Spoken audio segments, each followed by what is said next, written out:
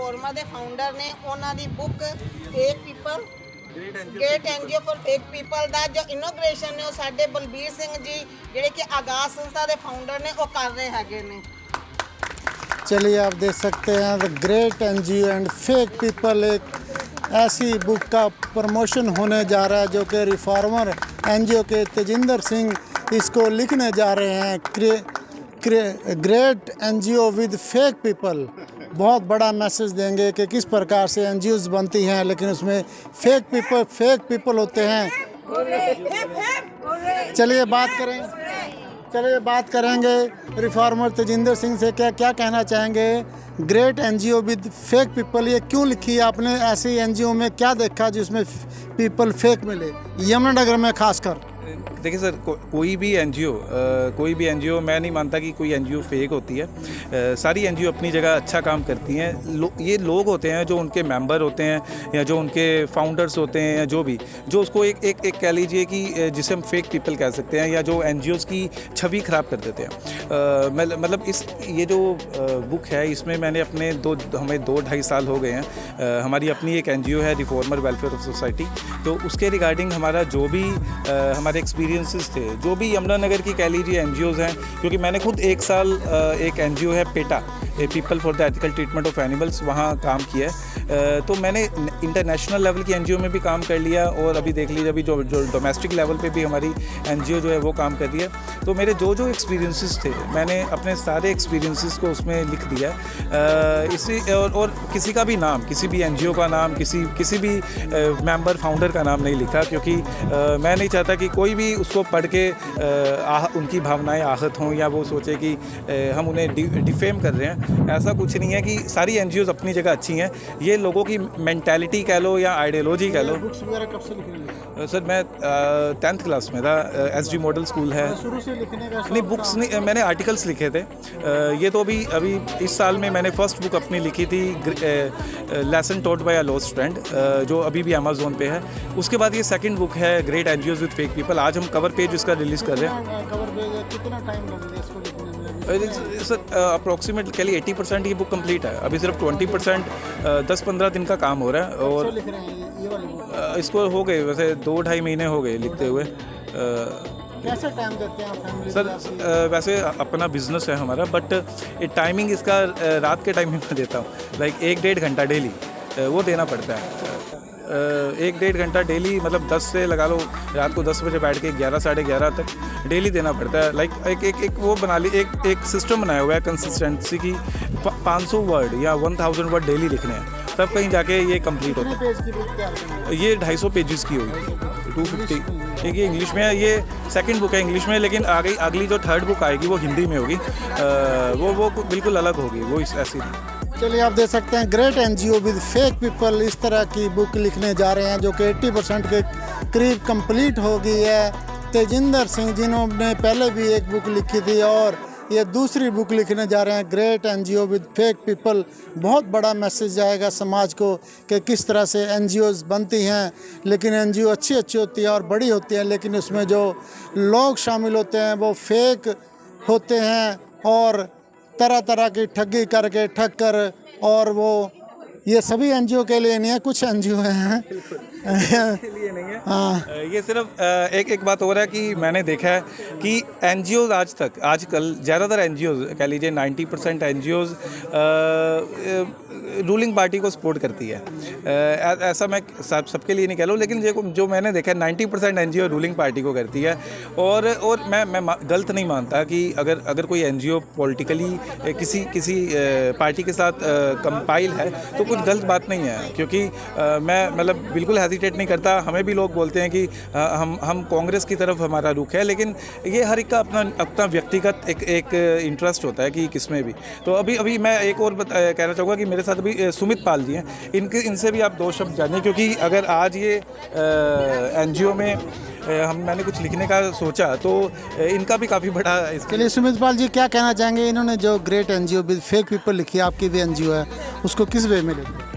अच्छा सर, किताब के बारे में अभी मैं कोई टिप्पणी इसलिए नहीं कर सकता क्योंकि हमने किसी ने किताब अभी पढ़ी नहीं है। वो जब आएगी हम उसे पढ़ेंगे तो फिर इस पे नाम से great NGO with fake people. जी ये इन्होंने कहीं ना कहीं इस संदर्भ में लिखी है कि आज के टाइम में जहाँ बहुत सारी एनजीओ अच्छा काम कर रही हैं, वहाँ बहुत सारी ऐसी भी हैं जो सरकार के पिट्ठू बनी हुई हैं। तो शायद उस संदर्भ में इनकी बात होगी। तो जो काम तेजिंदर जी कर रहे हैं वो इस सेंस में बहुत अच्छा है कि ये लोगों को जागरूक करने का काम कर रहे हैं कि जो जिम्मेवारी सरकार की अगर सरकार नहीं निभा रही तो उसके प्रति ये लोगों को अवेयर करते हैं। तो ये अगर एनजीओ, सभी एनजीओ इस दिशा में काम करें और जनता अवेयर हो जाए इस दिशा में, तो सरकारों को अपने आप मजबूर किया जा सकता है अपने फ़र्ज़ निभाने के लिए। तो इसलिए इनकी एनजीओ अच्छा काम करे। दूसरी एनजीओ से भी हम ये अपील करेंगे, जहाँ आप लोगों को कपड़े बांटते हैं, किताबें बांटते हैं, अच्छा काम है, लेकिन उसके साथ साथ लोगों को अवेयर भी किया जाए, पॉलिटिकली अवेयर, ये काम भी करना चाहिए। जी ममता शर्मा से क्या कहना चाहेंगे, great NGO with fake people? Sir ये बात सही है कि मैं ये नहीं कहती कि कुछ एनजीओ फेक होते हैं। हम कुछ लोग जो है ना वो फीडबैक दे देते हैं कि ये एनजीओ गलत है। आप किसी के 99% काम कर दीजिए, 1% आपने काम नहीं किया तो आपको पब्लिक बोल देगी कि आप फेक एनजीओ वाले हैं। तो मैं ये कहूँगी किसी को भी फेक बोलने से पहले उसे जांचें, परखें, फिर कोई ब्लेम दें। Thank you. अर्शदीप कौर से कि great NGO with fake people जो तेजिंदर सिंह लिख रहे हैं, 80% के करीब बुक पूरी हो गई, क्या कहना चाहते हैं? Great NGO with fake people क्या समझते हैं? मेरा मानना है कि हर व्यक्ति जो काम कर रहा है लोगों की भलाई के लिए वो एनजीओ में जुड़ता है। और एनजीओ ज़रूरी नहीं है कि वो एक पूरी संस्था होनी ज़रूरी है। मेरा मानना है कि जो व्यक्ति कोई भी अच्छा काम कर रहा है वो एक महान व्यक्ति है और उसे करना भी चाहिए। लेकिन नाउ डेज़ क्या हो रहा है कि आजकल जो संस्थाएं बन रही हैं वो कहीं ना कहीं अपने सेल्फ इंटरेस्ट के लिए जो है लोगों की भलाई करती है। Somehow they click just picture click करते हैं एंड उसको अपलोड कर देते हैं और गवर्नमेंट ग्रांट वगैरह लेने की कोशिश करते हैं। सो फॉर दैट रीज़न मेरे ख्याल से तेजिंदर सर ने जो है एक ये जो है बुक बनाई है, great NGOs with fake people, जो कि ये मेरे ख्याल से रिफ्लेक्ट करेगा कि कितनी बड़ी बड़ी एनजीओज है जो सिर्फ एक फेम के लिए, मनी के लिए लोगों को सिर्फ दिखावे के तौर पर मदद करती है, जबकि इसे बहुत तौर पर जो है सुधरने की ज़रूरत है। मेरा मानना है कि एनजीओ एक बहुत अच्छी चीज़ है क्योंकि काफ़ी सारी चीज़ें जो गरीब लोगों तक नहीं पहुंच पा रही है, जो बेसहारा लोगों तक नहीं पहुंच पा रही है, वो सिर्फ एक एनजीओ ही जो है पहुंचा सकती है। सो मेरा मानना है कि एनजीओ को वर्क ऑन करना चाहिए और अगर कुछ ऐसी एनजीओज हैं भी हैं तो उन्हें रियलाइजेशन करना चाहिए कि अपने फेम के साथ साथ लोगों की भलाई ज़रूर करें। मिस्टर तेजिंदर जी ने जो किताब का शुरुआत की है, या पहले भी इन्होंने एक एडिशन कढ़िया हैगा, हालांकि मैं वो भी नहीं पढ़िया हैगा तो ये भी नहीं मैंने चांस मिला जे पढ़न का। जो पढ़ांगे उदों समझांगे। बाकी असी ना गवर्नमेंट जॉब तो रिटायर हुए हैं तो सानू इन्हां एनजीओ बारे इन्नी ज़्यादा जानकारी नहीं है। जे माड़ा मोटा कोई है भी है तो वो कोई साडा इन्ना माहौल बनया नहीं है। पर हुण जिहड़ा तुहाडे नाल असीं तुहाडे दोस्तां नाल टच रहांगे तो शायद साडी होर भी जानकारी वधेगी।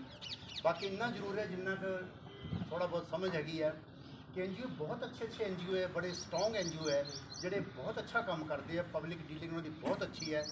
लेकिन किते किते इन्हां दीयां कुछ खबरां जिहड़ियां हैं वो कुछ दिमाग नूं ठीक नहीं लगदियां हैगियां। उन्हां बारे कई गल्लां उड़दियां भी है और कुछ इदां दे बंदे आ भी जांदे विच। पर इक्को जी सब दी मगर एक जिस तरह जनरल हमारी नेचर बनी हुई, कहीं भी गए पोलिटिकल बेस पे गए, राजनीतिक पार्टी से बिलोंग करता हूँ, वही आदत है।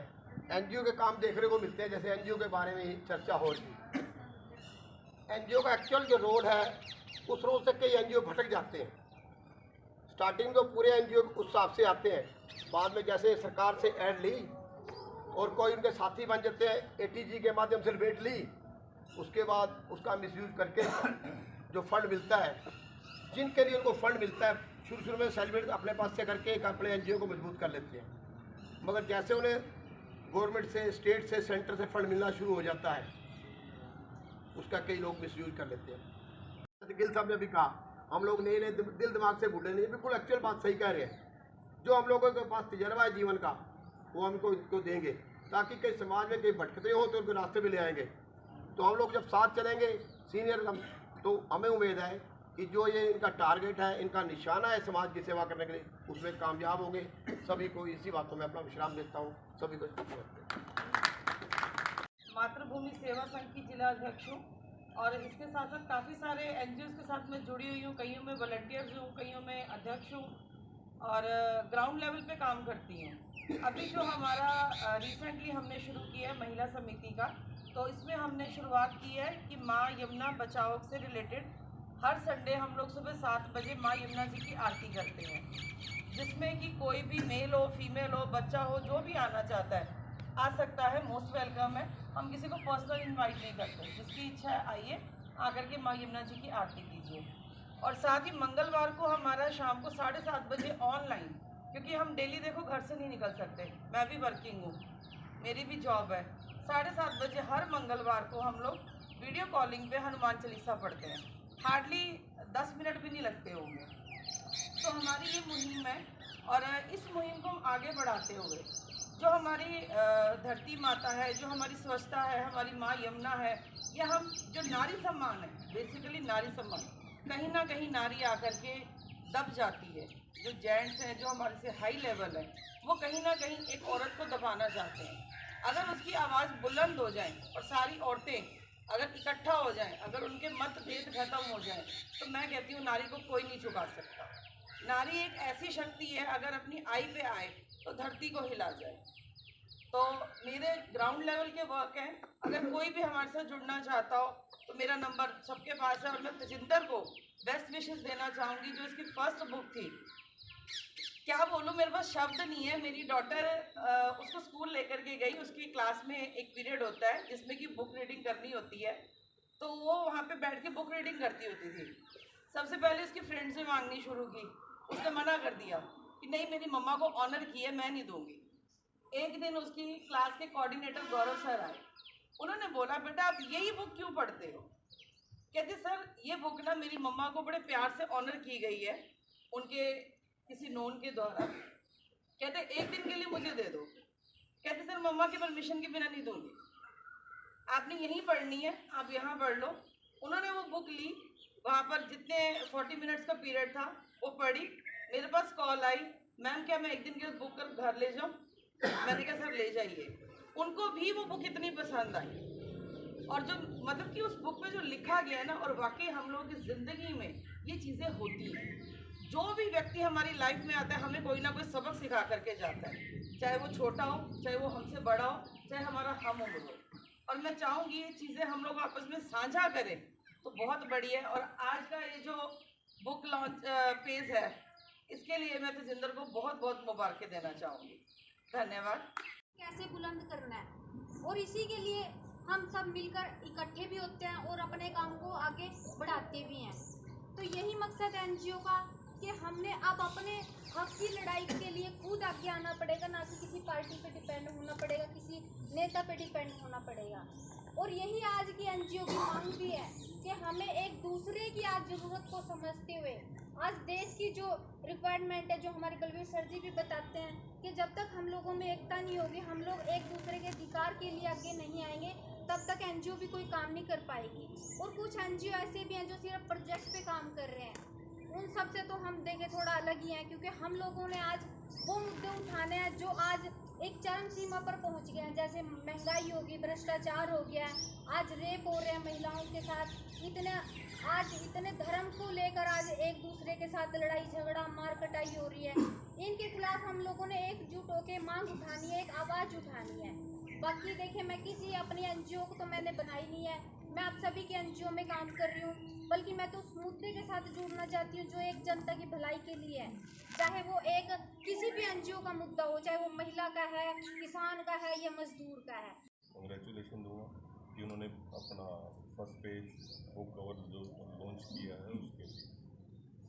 और सेकेंडली ये है कि मैं तो सिर्फ अपनी ये बात कहना चाहता हूँ कि आप लोगों को आजकल जो हमारे हरियाणा में और जो हमारे देश में हो रहा है, जो एनजीओ यहाँ पे जो लोग एनजीओ में वर्क कर रहे हैं या जिनकी एनजीओ है, जो भी हैं, वो लोग देश पे ज़्यादा ध्यान दें। जैसे अभी मैडम ने बात करी थी यमुना आरती की, वो लोग हम भी करते हैं, हनुमान चालीसा मैं भी पढ़ता हूँ, तो इस चीज़ पे फोकस ना करते हुए, जैसे अभी गगन जी ने राफ्टिंग की थी, आज कोई राफ्टिंग नहीं कर सकता, पर उस दिन राफ्टिंग की थी और एक मजबूरी में राफ्टिंग की थी, वो एक प्रॉब्लम थी, इसलिए इनको मजबूरी में राफ्टिंग करनी पड़ी, क्योंकि वो ना कोई पॉइंट था राफ्टिंग का और ना वहाँ राफ्टिंग हो सकती थी। वहाँ एक बारिश का गंदा पानी नाले का लोगों के घरों में जा रहा है, ठीक है। तो जो सी समस्याएं हैं, अगर मैं गिनवाने बैठूँगा तो काफ़ी समस्याएं हैं, हर जगह समस्याएं हैं।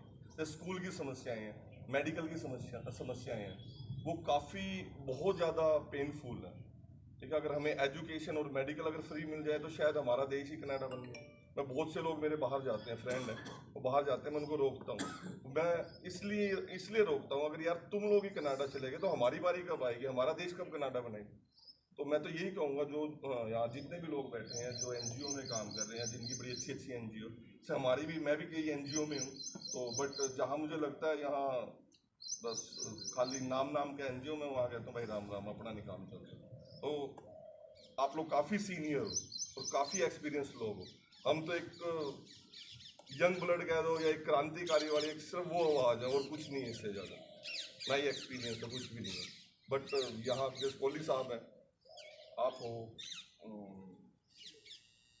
उनका बैच आपके बेटे गिल साहब जी, तो मतलब कि जो क्रांति की आवाज़ है वो उठानी पड़ेगी।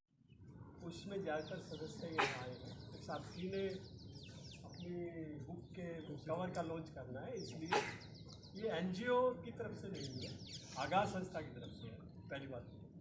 दूसरी बात, ये बात आ रही है कि NGO है क्या, पहले तो ये समझना पड़ेगा। नॉन गवर्नमेंट ऑफिशियल्स, ये इसका ये मतलब है। घर में हम खाना बनाते हैं, कुकर में खाना बनाते हैं, कई बार कुकर फट जाता है, उसमें एक सीटी लगी रहती है, वो सीटी उसकी गैस, हवा, प्रेशर को निकाल देती है। वो NGO काम करते हैं भारत के अंदर या दुनिया के अंदर। समाज को बदलने के लिए जब लोग आंदोलित होते हैं, उस आंदोलन से ये सरकारें और पूंजीपति डरते हैं। इसलिए जितने भी NGO हैं या सरकारें हैं, 99%, मैं सभी NGO को काउंट नहीं कर रहा, 99% जो NGO है धंधा है, दुकान है।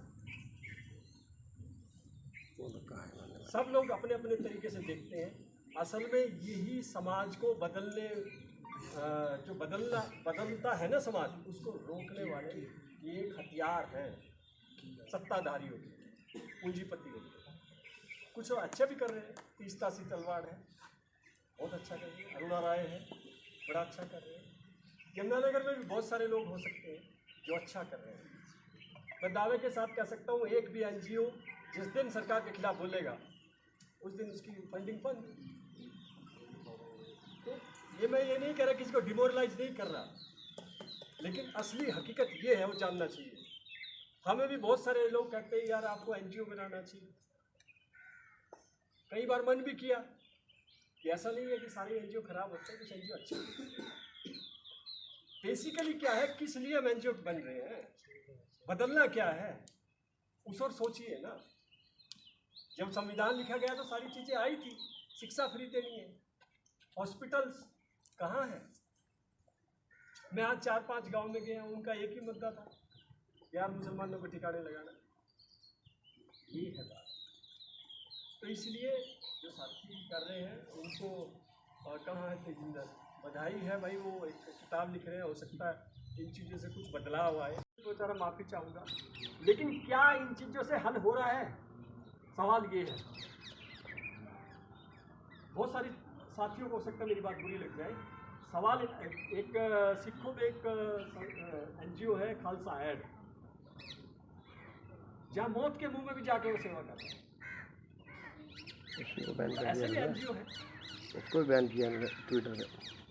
असल मुद्दा ये है दोस्तों, साथियों, कि हमारा देश आज बर्बादी के कगार पे खड़ा। सिर्फ हमारा देश नहीं, पूरी दुनिया, जो लूट के कुछ एक लोगों ने अपना घर भर लिया है, और चीज़ों को कैसे लूटता जाए वो लड़ाई है। उस लूट में सरकारें ये चाहती है कि जो आप लोगों के दिलो दिमाग में गुस्सा आता है उसको रोका कैसे जाए। इसलिए NGO और दूसरी चीज़ों को लगा दिया जाता है, तो हमारा गुस्सा वो NGO के माध्यम से, क्योंकि अच्छा काम भी करते हैं, कुछ लोग भंडारा लगा दिया, पेड़ पौधे लगा दिए, एनिमल का वो कर दिया, तो लोगों को अच्छा भी लगता है। लेकिन वो गुस्सा रुक गया। लोगों की भावनाओं को समझिए। बहुत सारे आदमी, कई गाँव में गया था, रोटी नहीं है उनके पास खाने के, कैसे खाएंगे? तो इन चीज़ों पर ध्यान दीजिए। मैं ज़्यादा ना कहता हूँ, बहुत सारी बातें हैं। प्लीज़ एनजीओ बनाइए, लेकिन जनता के लिए, उनके हक की आवाज़ बनिए। सत्ताधारी पैसा दे न दे, जनता आपको पैसा भी दे देगी, फंड भी दे देगी, लेकिन आप अच्छा काम करिए तो सही। थैंक यू, बहुत धन्यवाद वालिया जी। लेडीज थी, कुछ मुझे नॉलेज नहीं थी बाहर की। मुझे इसमें एनजीओ का सबसे पहले मुझे आगाज़ बलबीर जी के साथ यहाँ जोड़ा। मैं 4 साल से हम लोग यहाँ आते हैं इसमें। तो मैं ये कहना चाहती हूँ कि एनजीओज़ हैं, अच्छी भी हैं, बुरी भी हैं। अच्छे काम भी करती हैं, बुरी भी करती हैं। अब जैसे उन्होंने सर ने बोला कि जगदीप जी हैं गुरुद्वारे, वो ये देख के नहीं करते कि मुझे केवल सिखों के घर बनाने हैं। वो चाहे हिंदू है चाहे मुस्लिम है, वो देखते हैं कि जिन्हें वाकई में ही ज़रूरत है। और खाली घर नहीं बना के देते, साथ में घर का ज़रूरत का सामान भी डाल के देते हैं। हमारे मोहल्ले में उन्होंने बना के दिया है। अब एक हमारे साथ बीच में एक है हर मैदान फतेह के शहर दुग्गल जी। अब ये क्या करते हैं कि गरीबी विधवा औरतों को उनका पूरी जांच पड़ताल करते हैं, फिर उन्हें वहाँ पे राशन महीने का हर महीने राशन देते हैं कि वाकई जिन्हें ज़रूरत है उनको राशन प्रोवाइड करवाते हैं। ये भी नहीं है कि एक दिन बना दे दिया तो ख़त्म हो गया, ख़राब हो गया। उन्हें जितनी ज़रूरत है वो उतना बनाएं। अच्छी संस्थाएं हैं जो अच्छा काम कर रही हैं। अगर ये डॉग रेस्क्यू का कर रही हैं तो वो डॉगों को जो दो हम मैं जैसे हम डंडे मार के भगा देते हैं, वो उन जैसों का इलाज भी करती हैं।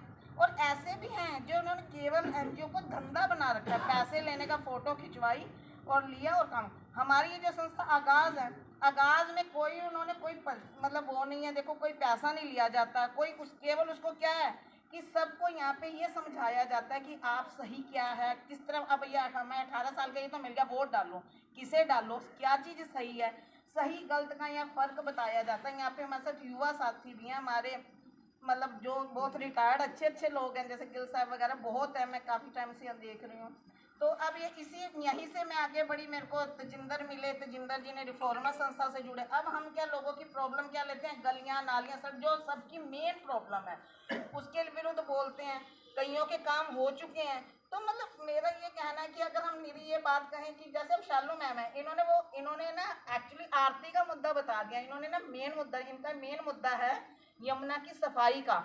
इन्होंने आरती तक सीमित करके छोड़ दी बात, पूरी डिटेल नहीं बताई। वो मुझे मालूम है, सुमन जी भी जुड़ी हुई हैं, इन्होंने मुझे भी उसमें वो है कि यमुना की सफाई करी जाए, वहाँ पे गंदगी ना डाली जाए। अगर हम वहाँ पे जाके लोगों को जागरूक करेंगे तो वहाँ पे वो गंद ना डालें।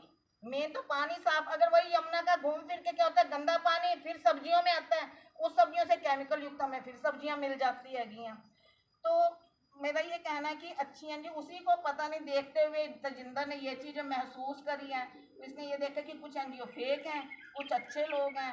अब हमारे शशि गुप्ता जी सर, जो सबसे पहले मेरी बेटी के एनजीओ उनसे ही जुड़ी है जब थी 8-9 में, वो ये बोलते कि धर्म पाखंड ना करो, जो पैसा तुम उधर लगाते हो वही चीज़ तुम लोगों को एजुकेट करो। और वाकई में मैं भी हूँ, मैं खुद स्लम बस्तियों में गई हूँ। स्लम बस्तियों में हम जाके क्या देते हैं, बच्चों को बुक्स दे रहे हैं, उनको कल को जाके देखो तो वो उसमें समोसा खा रहे हैं बैठ के, उनको कोई पढ़ाई का नहीं है। ये ओमकार सर हम गए थे, हमने वहाँ पे पूरा डाटा तैयार करा। बच्चे हैं जो नहीं पढ़ रहे हैं, जिनके आधार कार्ड नहीं है।